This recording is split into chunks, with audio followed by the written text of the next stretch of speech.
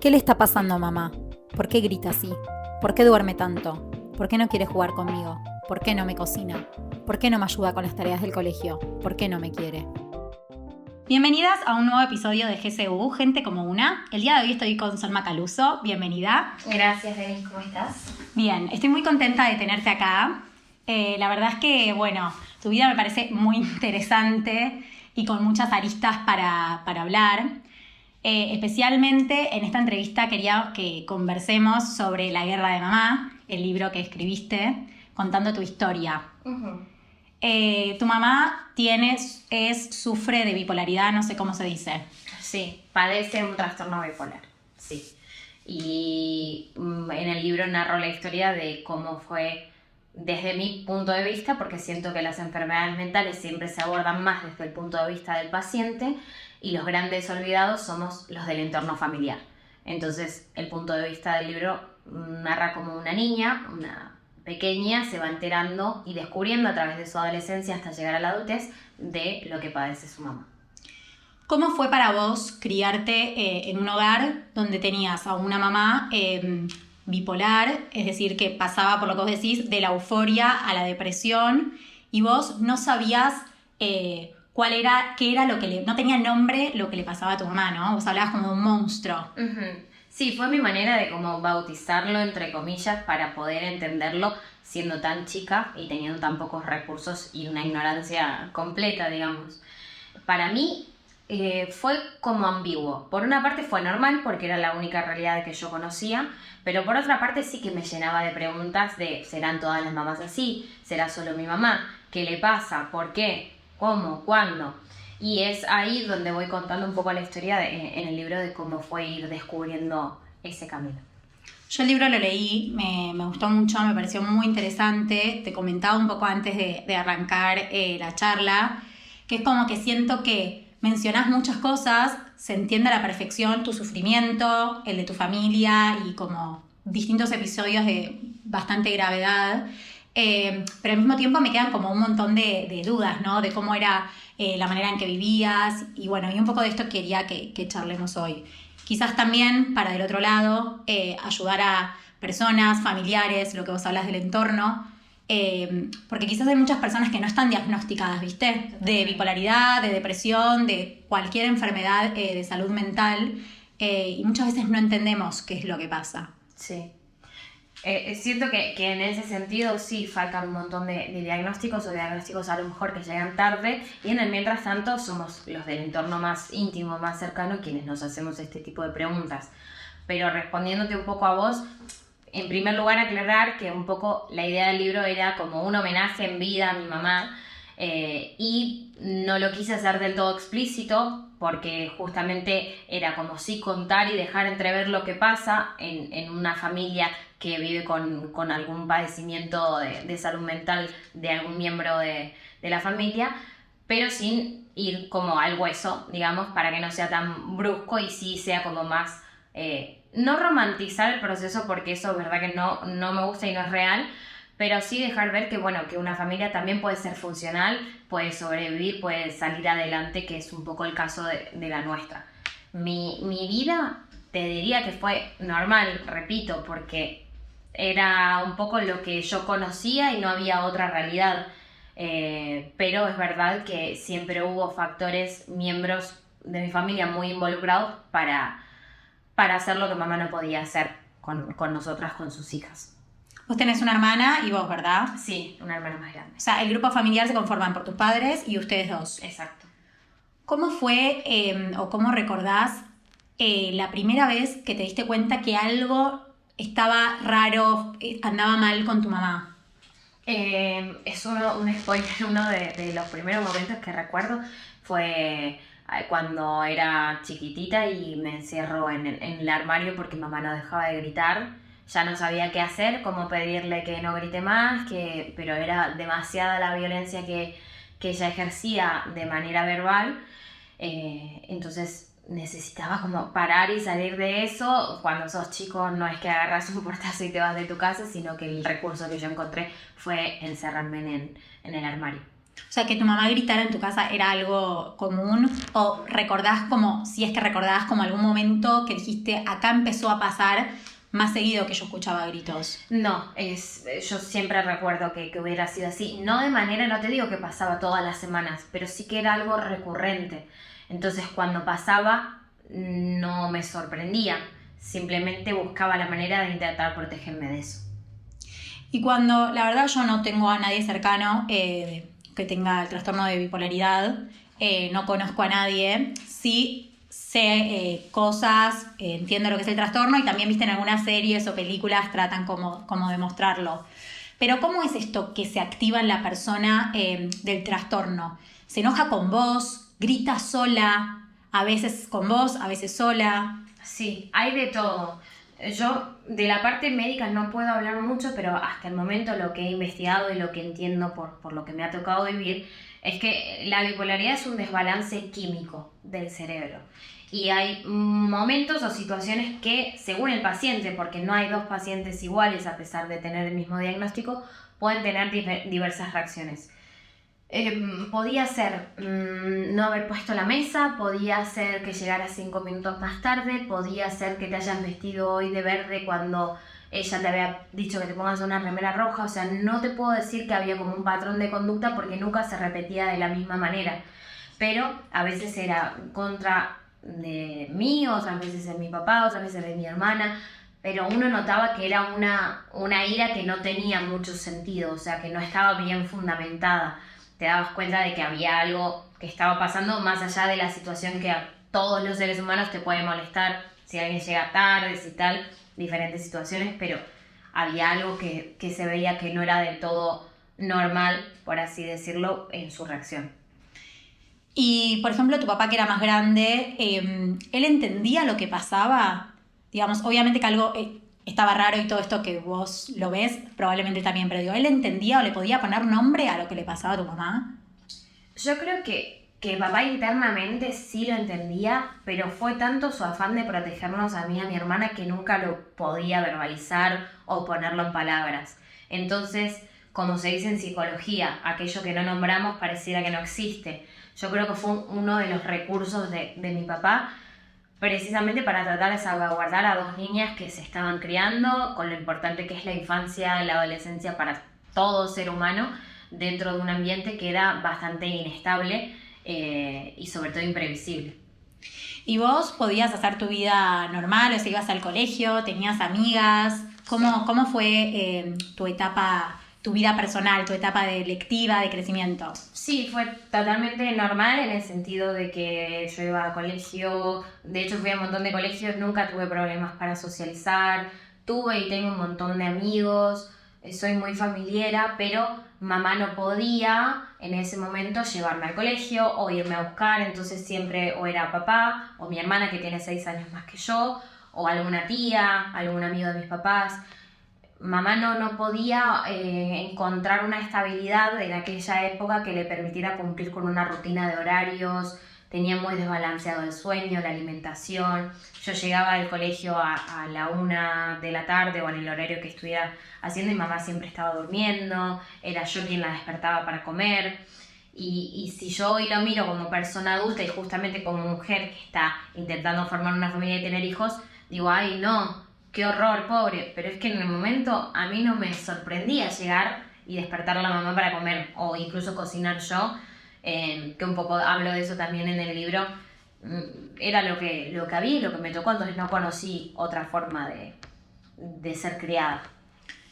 Mencionás esto de que tu mamá dormía bastante, entiendo que estaba medicada. Sí. O sea, ella se atendía con un psiquiatra. Mamá fue siempre muy dentro de todo, muy lúcida y muy viva dentro de su enfermedad y sabía y sabe domar mucho a los médicos. Mi papá como médico lo dice, mamá ha pasado por miles de psicólogos y psiquiatras y los mejores de nuestro país, sin lugar a duda. Pero siempre encontraba la manera de salirse con la suya, nunca fue una persona de tener como el hábito de cumplir con ir a una terapia, que le hace mucha falta dentro de su diagnóstico. La medicación, algo que pasa, que por lo que he hablado con otros pacientes bipolares, pasa mucho que ellos hacen un poco lo que quieren con la medicación siempre y cuando se van sintiendo bien, entonces sienten que ya pueden dejar determinados medicamentos, los dejan sin previo aviso de un día para el otro. Eso trae, por supuesto, muchas consecuencias, y era un poco lo que pasaba con mamá, un poco un desorden, y además mi hermana y yo muy chicas, papá trabajando todo el día, no había una persona que estuviera como vigilando de cerca que mamá tomara los medicamentos cuando los tenía que tomar y demás.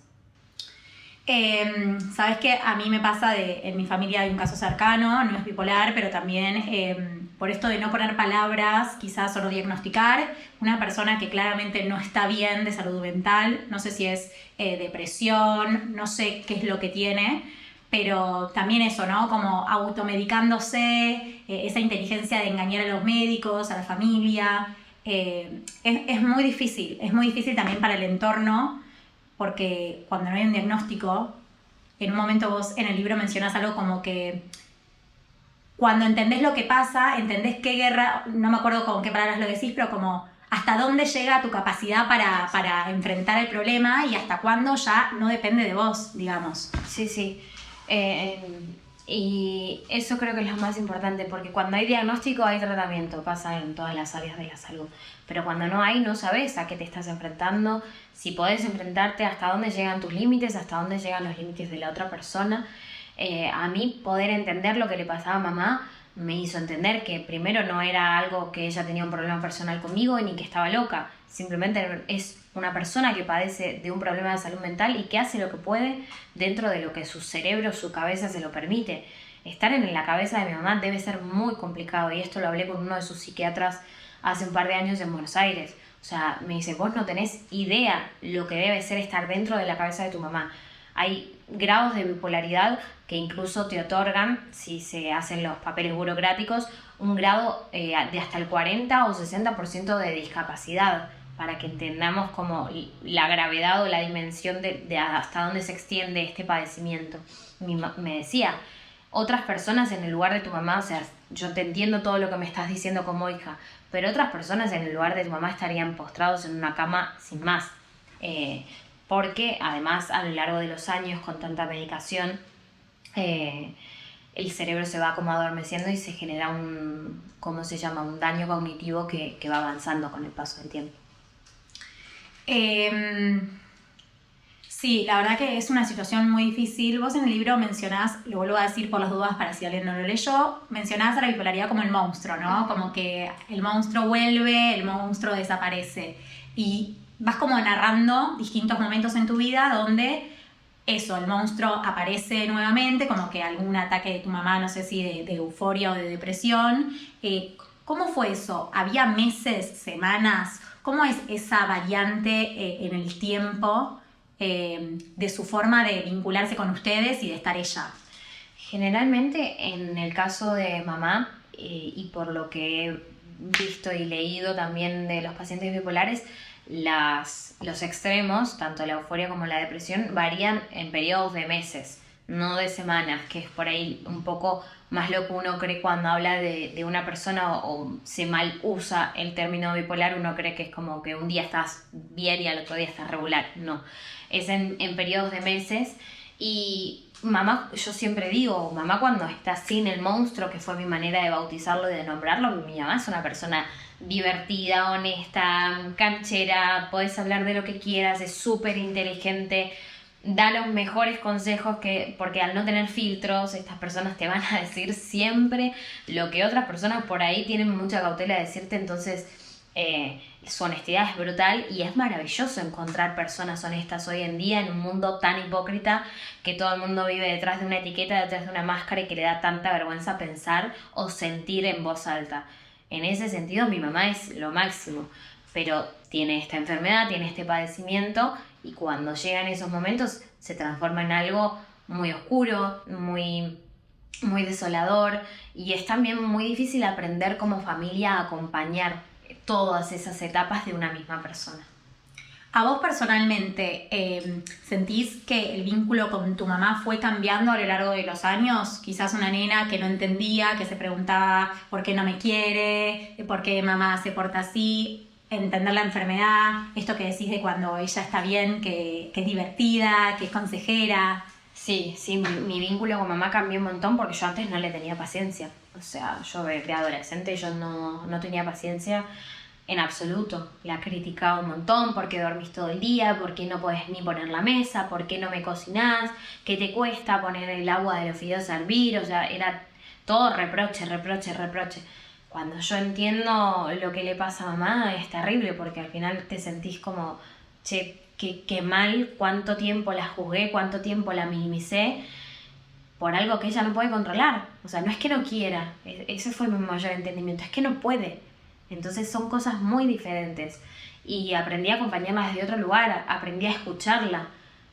Cuando mi mamá por ahí no es una persona como tan expresiva de que te va a llamar y va a decir te quiero, pero te llama y te cuenta por enésima vez la misma historia y esa es su manera de decir, che, quiero hablar con vos, quiero que me escuches, quiero que me des atención. Hoy por hoy, por ejemplo, a mi pareja tienen un vínculo hermoso, a mi pareja lo vuelve loco con WhatsApps todo el día, le manda, le escribe y también yo me siento muy afortunada de tener una pareja que entiende cómo es mi mamá y que también la puede acompañar desde su lugar porque no es su hijo. Yo siento que un poco yo lo elijo hacer porque es mi mamá, pero para una persona externa siento que debe ser incluso más difícil o que no tiene ningún tipo de obligación de hacerlo. Y sin embargo nos hemos encontrado con personas a nuestro alrededor que la cuidan, que la entienden, que le tienen paciencia. Es una mujer muy, muy intensa en todos sus sentidos, entonces no, como decía antes, no es fácil acompañar en cada momento de mamá de una manera sana, sin esos reproches y sin ese juicio. En tu crecimiento, digamos, ¿sentís que limitó algunos vínculos o afectó de alguna manera tu manera de vincularte quizás con los hombres o con amigas? No sé, que no querías que vayan a tu casa o que no sabían lo que pasaba.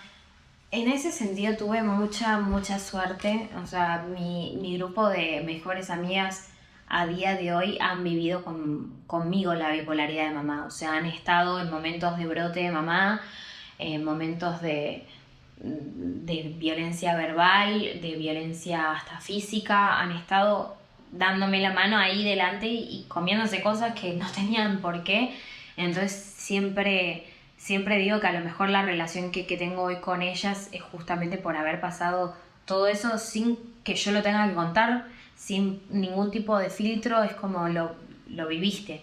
Y lo mismo, bueno, con la familia, yo no siento que me haya limitado, siempre fui una persona muy transparente, nunca oculté nada de lo que me pasa ni de lo que me pasaba, a lo mejor por eso fui como un poco la que con su rol de comunicadora y periodista y ahora escritora decide poner esta historia de nuestra familia, un poco desde mi punto de vista, en un libro que está a las manos de todo el público.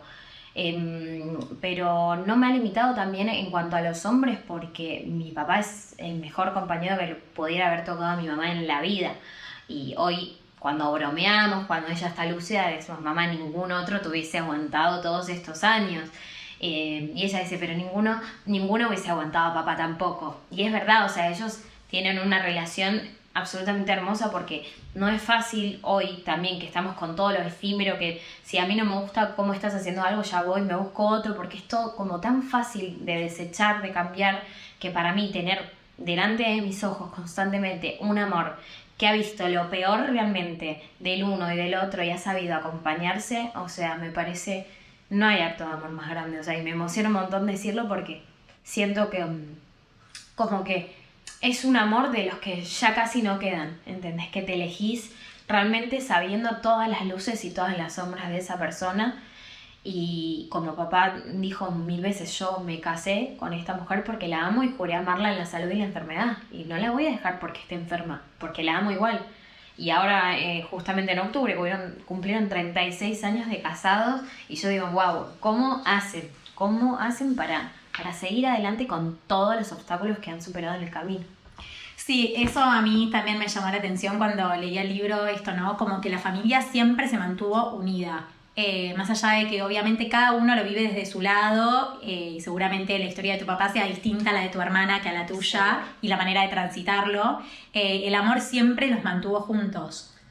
Porque tu vida también tiene bastante condimentos, tu mamá con el trastorno de bipolaridad y todo lo que venimos hablando. También en un momento tu papá entra en coma Sí. y peligra su vida. Sí. Y en ese momento tu mamá, Era otra persona.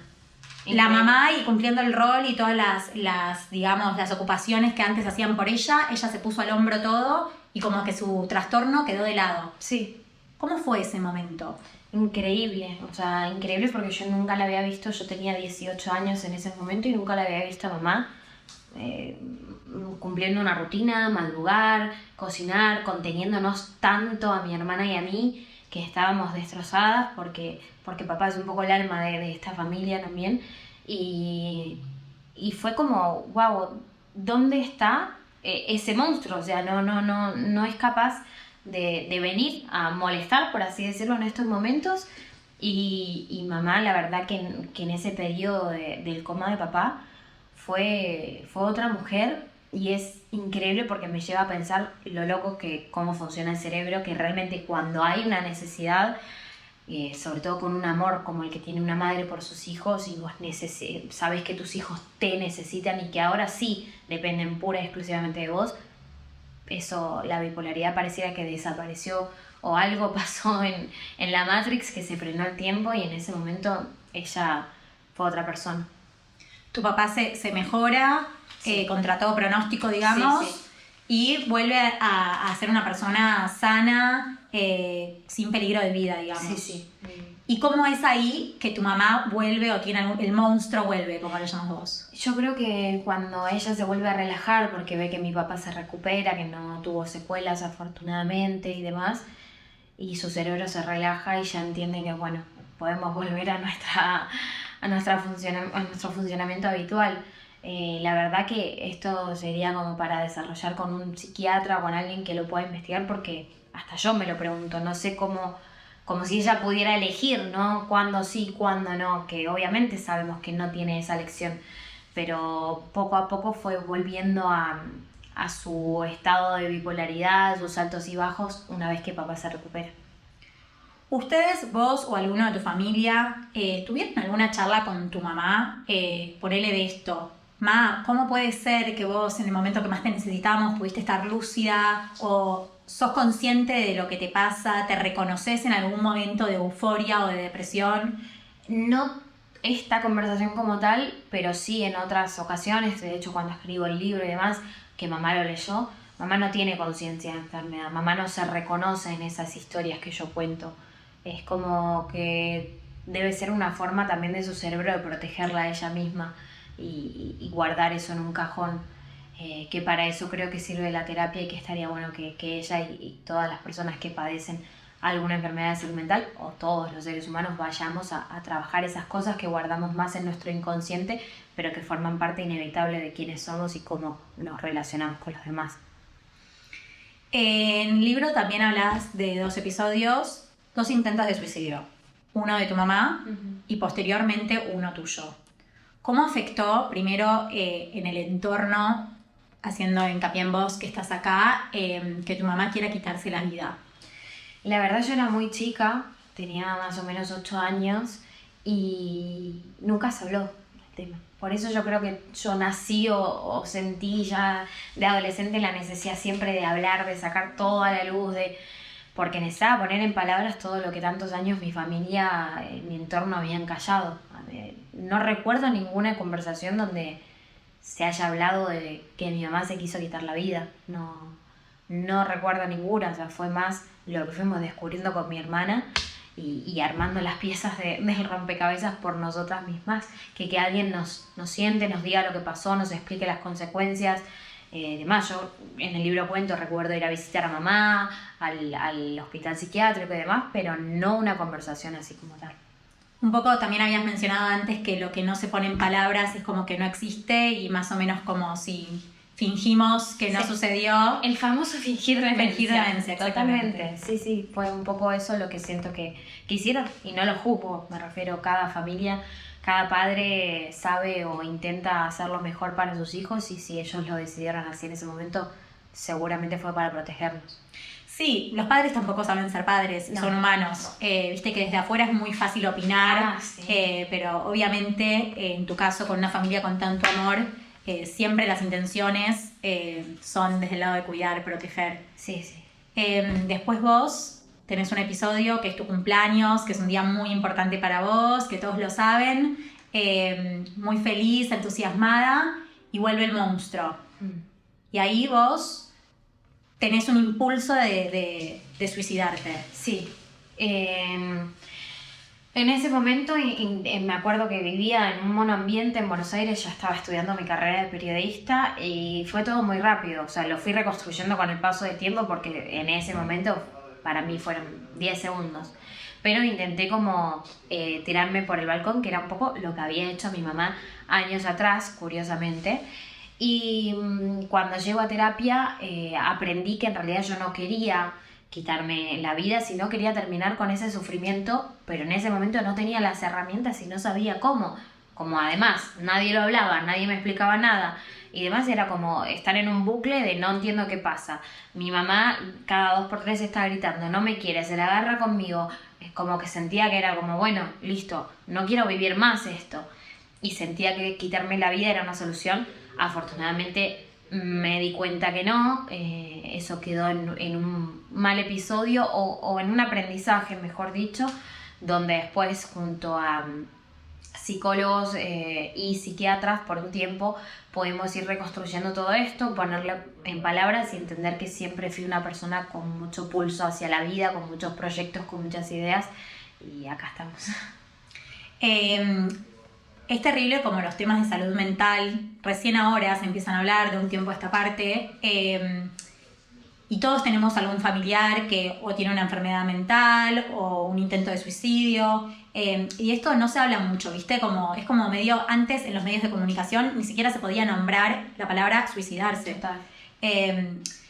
Y esto de querer como poner un final permanente, una solución permanente a algo transitorio, ¿no? Que en el momento no ves la solución, porque seguro habrás tenido mucho dolor, muchos episodios de angustia, de no entender, y como querer poner fin a todo eso. Por suerte y gracias a Dios, hoy estás acá, hoy ves luz y podés transmitir un mensaje de esperanza para muchas personas que quizás están muy tristes o que en algún momento se les cruza ideas feas por la cabeza y muy oscuras. Sí. ¿Vos después de eso arrancaste con terapia? Sí, desde ese episodio hasta hace poco y ahora eventualmente también, pero sí, acompañada siempre de la terapia porque descubrí que era una manera de conocerme mejor a mí misma, de saber mis límites, entender cómo me relaciono con los demás, desde dónde vengo, por qué somos como somos. O sea, es algo como súper complejo y súper profundo dentro de la psicología, pero creo que la terapia nos aporta muchísimas herramientas para entendernos mejor y relacionarnos mejor con el mundo. Y antes nunca habías ido a terapia, o sea, en ningún momento sentiste la necesidad, o tu papá, o tu hermana, o tu mamá Desde mi intento de suicidio antes sí había ido, pero por periodos muy cortos, no había conectado con ningún psicólogo, entonces había ido como un par de meses con 2 personas, no me habían gustado y había dejado. Pero desde el intento de suicidio hacia adelante sí sentí la necesidad durante un tiempo, además estaba pautado médicamente por lo que había sucedido, y después ya fue como algo que me gustó, que lo adquirí como parte de mi rutina, como quien va al gimnasio todos los días a entrenar su cuerpo, me parecía fundamental empezar a entrenar y entender un poco mejor mi cabeza. Y hoy en día, ¿cómo está tu mamá? Mamá está bien, ahora mis papás viven en Argentina y está bien, obviamente está estable, que eso es lo más importante, pero dentro de sus tiempos, de no tener una rutina de horarios y demás, pero no está con episodios ni eufóricos ni depresivos por el momento, que es el mayor periodo de estabilidad que ha estado, pero siempre que viene ahora fin de año, que eso también lo menciono en el libro, Generalmente los pacientes con bipolaridad por algún motivo tienden a ir más hacia la fase de la depresión. Ahora encima que estamos lejos, tengo que decir que estoy un poco preocupada porque no sé cómo va a afrontar estas próximas navidades y demás al estar con mi papá allá, pero bueno, está acompañada, está mi familia cerca, mi papá, y eso me deja tranquila. Hay algo de cuando llega fin de año o navidades, viste, que es como por un lado celebración y alegría, y por otro internamente muchos, quizás no todos, hay como un balance de un año más, qué logré, qué me pasó en este año. Sí. Entonces quizás algo de estos episodios que tiran más para abajo puede tener que ver con esto. Sí, seguramente que sí. Una vez esto de los fines de año me lo hizo notar un psicólogo que atiende muchos pacientes bipolares y me dijo, fíjate que casi todos los pacientes bipolares que atiendo siempre tienden a como bajar al lado depresivo de cara a octubre en adelante. Y no sé si tendrá alguna razón científica, me gustaría saberlo algún día, pero bueno, lo importante es que estén contenidos, que el entorno los escuche, los pueda acompañar cada uno desde su lugar. No todos tenemos las mismas herramientas, pero simplemente escuchar y hacerle saber al otro que estamos ahí. También mencionás que cuando empezaste terapia, empezaste como a reconocer red flags, como esas banderitas rojas de alerta, está por venir el monstruo, o alerta, algo acá está pasando. Sí. ¿Podés comentar cómo son estas alertas, quizás para ayudar a gente del otro lado? Sí, imagino que variarán según el paciente, pero en el caso de mamá, cuando se pone muy eufórica o empieza a comprar sin medida o habla sin parar y te manda 74 WhatsApps en el lapso de 1 hora porque no le respondes, como que la notas más nerviosa, más acelerada, o por lo contrario, no quiere salir de cama, pasa varios días sin ducharse, cualquiera de los dos te indican que va para un polo o para el otro. Le da a ella como si fuera un trastorno obsesivo compulsivo, de repente quiere comer jamón y come jamón durante 3 meses, eso ya son cositas que te van indicando que algo está desnivelado en ese momento y habrá que hacer algún ajuste de medicación. Lo que pasa es que la bipolaridad es tan extensa e inmensa y varía tanto en todos que es súper difícil, es como que no hay una fórmula médica en cuanto a medicina que vos decís, bueno, el paciente bipolar que toma este medicamento con este, listo, está. Varía mucho porque el cerebro es así, de imprevisible, y porque además el cuerpo humano, cuando vos le das medicación durante un largo periodo de tiempo, viste, también se va como acostumbrando y ya deja de hacer el mismo efecto. Entonces son pacientes que tienen que estar constantemente en chequeo y asegurándose de que esa medicación esté funcionando. Hoy por hoy cada vez hay más tecnologías y más terapias para probar, pero no deja de ser siempre como en observación y de manera que nunca sabes lo que puede pasar, lamentablemente. ¿Y vos cómo acompañás en los momentos de euforia, por ejemplo? Cuando te llama o te manda 74 WhatsApp o no para de hablar, ¿qué haces vos? Trato de bajarla, de tranquilizarla. Bueno, mami, ¿por qué estás así? ¿Pasó algo? ¿Querés hablar? Bueno, o la distraigo, porque a veces es tanto lo que viven ellos en su cabeza que lo que necesitan es que alguien los saque de ahí. Entonces, bueno, yo te cuento que hoy estuve haciendo un podcast, estuvimos hablando y después fui a pasear y vi un montón, como llevarla para otro lugar, porque si también le das pie a que ella siga en ese bucle no sale más. Y por el contrario, cuando le agarra como la parte depresiva, y ahí sí, animarla, o sea, simplemente estar, ahora que me toca estar a distancia, antes era más fácil porque voy a su casa y tomamos un café o lo que sea, ahora a la distancia es más complicado y hasta el momento no me ha pasado, pero imagino que simplemente lo mismo, como escuchar, es algo que parece que está como súper infravalorado y la gente piensa que sabe escuchar, pero en realidad casi todos están escuchando para decir lo que ellos quieren decir en su cabeza o para responder, pero hay que saber escuchar al otro con empatía para darle ese lugar y ese espacio a lo que la persona quiera expresar en ese momento.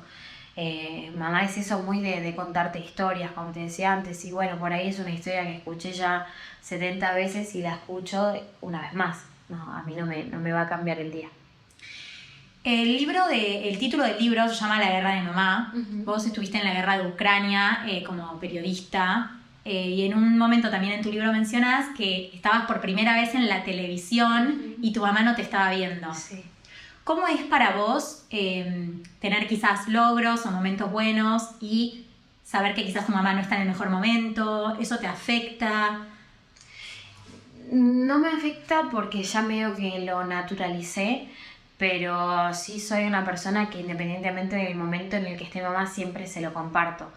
Y pareciera como que ella siempre encuentra un momento de lucidez o sin el monstruo, por así decirlo, para acompañar y celebrar eso conmigo. O sea, no hay un logro que haya pasado en mi vida o un momento que mi mamá no haya estado ahí dándome un comentario. Yo ahora también estoy haciendo un podcast y mamá es la primera que se ve los episodios en YouTube y me manda, me gustó esto, no me gustó tal cosa, porque además, como hablábamos antes, su sinceridad es brutal. Entonces a mí me sirven un montón siempre esos comentarios y la verdad que es muy lindo ver que ella, dentro de lo que le pasa y lo que le sucede, que deben ser 1000 cosas que ni siquiera sabemos, está ahí pendiente, apoya, escribe, comenta. Mencionaste recién que a tu mamá le gusta que le cuenten historias, ¿no? Y también en la guerra de Ucrania fuiste muy famosa y se te reconoció mucho por la manera de contar las situaciones y las historias justamente de la gente que estaba ahí. También mencionabas la empatía. Sí. Y en el libro también hablas algo como que esto te hizo ser más empática, ponerte en el lugar del otro, entender. ¿Ves alguna conexión o aprendizajes de tu vida que llevaste para tu trabajo en la guerra de Ucrania? Sí, yo creo que mamá me enseñó a tener sentido común, me enseñó la paciencia, cosa que yo antes no tenía, y sobre todo la empatía, de no saber, porque hay muchas personas que conocen a mi mamá y puede parecer una persona absolutamente normal, sin ningún tipo de trastorno, pero lo que se vive dentro de casa es otra historia y aprendí eso, como a no juzgar la apariencia de nadie, no juzgar un libro por su portada, y poder realmente escuchar a los demás. Como periodista para mí es fundamental saber escuchar. Yo, a veces uno tiene una entrevista armada, pero en realidad el entrevistado te está diciendo otra cosa y hay que estar atento y con un oído clínico, digamos, para saber que la historia te la está llevando el entrevistado por otro lugar, digamos. Entonces, en la guerra de Ucrania me di cuenta cuánto había aprendido sin darme cuenta, valga la redundancia, sobre la empatía y la solidaridad al conocer historias que no tenían nada que ver conmigo porque nunca había experimentado algo así, ni de cerca, ni mi entorno, ni nadie, y poder ponerme en el lugar de la otra persona para, como comunicadora y periodista, transmitirle realmente esa emoción a los espectadores. Hablas que aunque haya gente que se prepare para la guerra, no sé, quizás soldados o personas que están preparados para eso, nadie en realidad está preparado para lo que es vivir una guerra. Uh-huh. ¿Vos sentís que tuviste la guerra con tu mamá? O sea, era la guerra de mamá de la bipolaridad, pero digamos, ¿vos sentís que estuviste, digamos, como espectadora en la guerra de tu mamá y como espectadora y trabajando en la guerra de Ucrania? Sí, yo creo que en ambas guerras participé en primera persona con el rol que me tocó, salvando obviamente las diferencias. Lo de mamá primero como espectadora y después siento que sí me involucré y aprendí a involucrarme, y en la guerra de Ucrania también fue un aprendizaje diario porque fui antes de la guerra y no estaba previsto que suceda y me agarra por sorpresa, y aprendí ahí a convertirme en reportera de guerra porque no era que hay cursos, digamos, de periodismo de guerra y demás, yo no había tomado ninguno, entonces a mí me toma por sorpresa y fui aprendiendo in situ, y en ambas experiencias crecí mucho personalmente y creo que siempre crecer personalmente nos hace mejores profesionales. El paralelismo, por eso mencionaba lo de la guerra y lo traigo por el título del libro, y esto como hablabas del entorno, ¿no? De cómo el entorno vive estas situaciones. Si bien en la guerra de Ucrania estabas trabajando, también eras parte de externos de afuera que no toman decisiones, que no tienen nada que ver, y estás ahí como acompañando a las familias, a tus compañeros de trabajo, con empatía, comunicando lo que pasaba ahí desde otro punto distinto. Nada, me parece la verdad que muy interesante y muy valiente tu vida, tu manera de exponerte, de querer compartir, de querer ayudar al resto, a los que te leemos, a los que te escuchamos, a los que te seguimos. Bueno, gracias por el comentario. No sé, siento como que hay cosas que la vida te las pone en el camino y no sabes cómo ni por qué. Hoy por hoy me siento vocera de algunas historias, de algunas causas, y agradezco poder tener la visibilidad que tengo y a lo mejor digo humildemente el don de la comunicación y que me sea fácil realmente comunicar historias tal vez tan sensibles y complicadas que vivimos muchas personas y que no tienen un lugar tan visible en la sociedad, para justamente ayudar a otros o que otros se puedan sentir identificados y vean en mí un ejemplo de superación, de que se sigue adelante con el dolor, con todo lo que ello conlleva, con mucho esfuerzo detrás, con mucho poner el cuerpo, pero se sigue adelante, y creo que ese es el mensaje que más me gusta dar, independientemente de la experiencia que esté contando. Volviendo como al paralelismo de las dos guerras, digamos, mencionás como en un momento, no sé, se me viene a la cabeza como los bombardeos con los gritos, el armario en el que te refugiabas cuando tu mamá tenía estos ataques de gritos, y estar escondidos en la guerra. Me parece que está muy bueno como ese paralelismo que haces. Sí, surgió, la verdad es que cuando la editorial del libro me propone escribir, bueno, dimos un par de vueltas acerca del tema y demás, y me preguntan, ¿querés una editora? Vos le contás la historia de lo que querés escribir y la editora lo va redactando, y yo me parecía una historia tan personal que no quería que la escriba otra persona que no fuera yo, prefería que me hagan las correcciones necesarias porque nunca había escrito un libro, y el primer capítulo surgió como si hubiese estado escrito en algún momento de mi cerebro, y nada más abrir para escribir salió, y las editoras, me acuerdo, no podían creer, ¿cómo hiciste este paralelismo? Le digo, no lo sé ni yo, pero surgió así, tal vez porque internamente en la guerra sí pensaba como, wow, estoy otra vez refugiada, y eso a dónde me lleva. Mentalmente me llevaba cuando era chica y me escondía de los gritos de mamá y de las situaciones de casa. Y es muy loco como, justamente volviendo a lo que decíamos antes, todo aquello que no decimos, lo trabajemos o no, está en nosotros y en algún momento va a salir a la luz. Entonces está bueno reconocer también nuestras partes de debilidad, de oscuridad, porque forman parte de nuestro presente.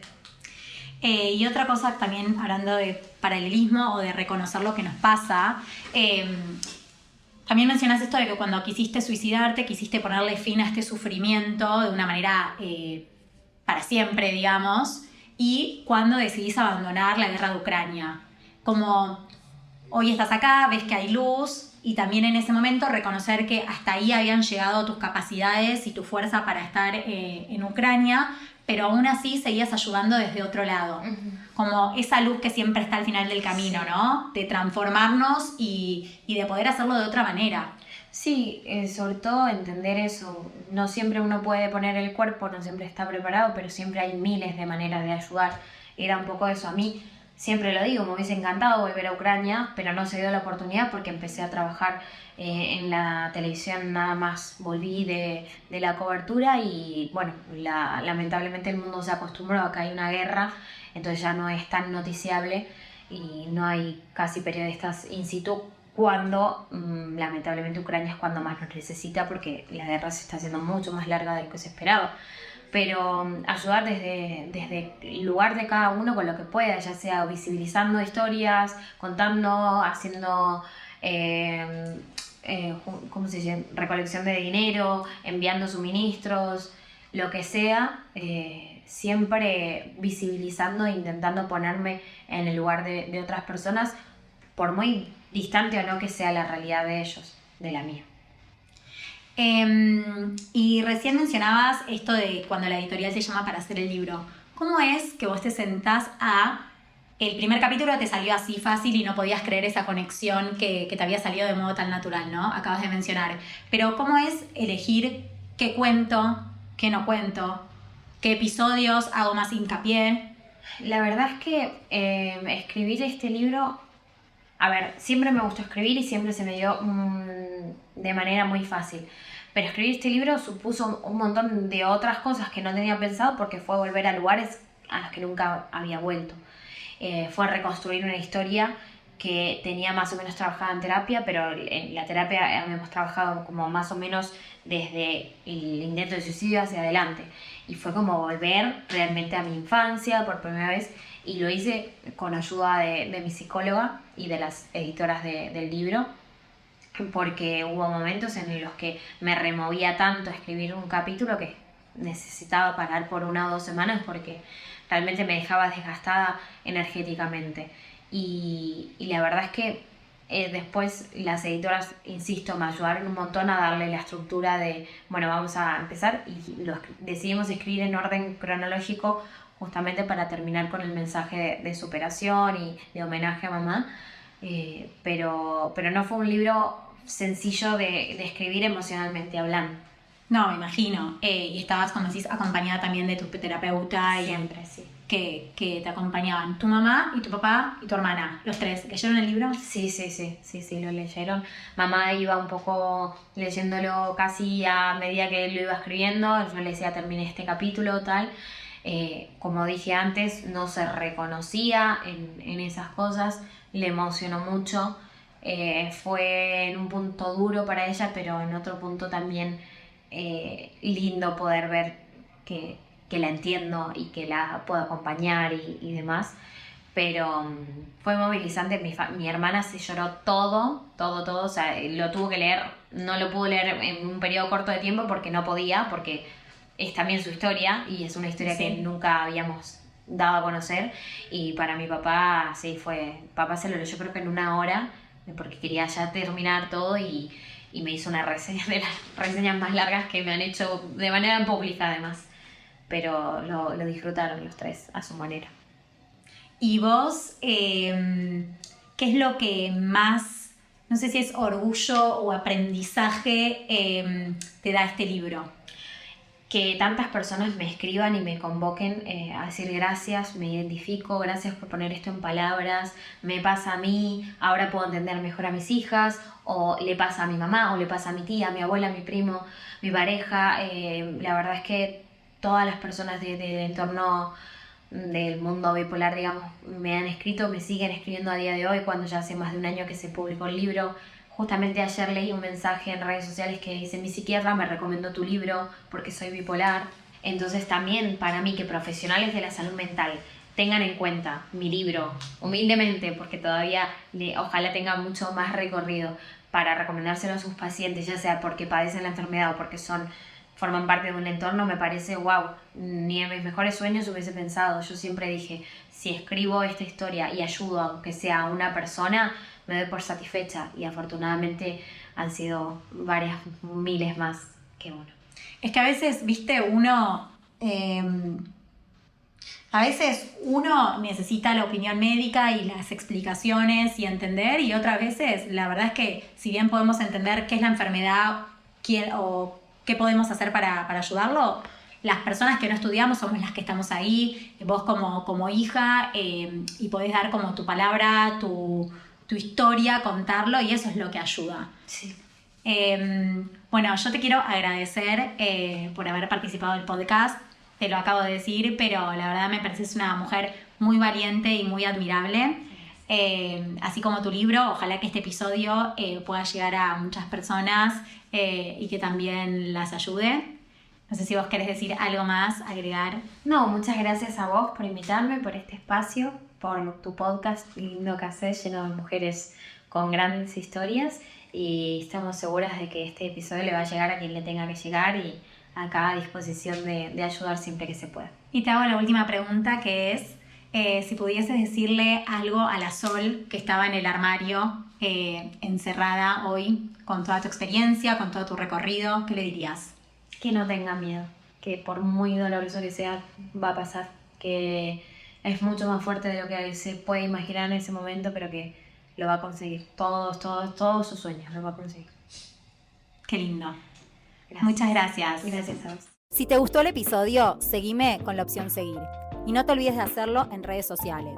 Instagram, @gentecomounapodcast, y TikTok, Denise Goldstein Coach.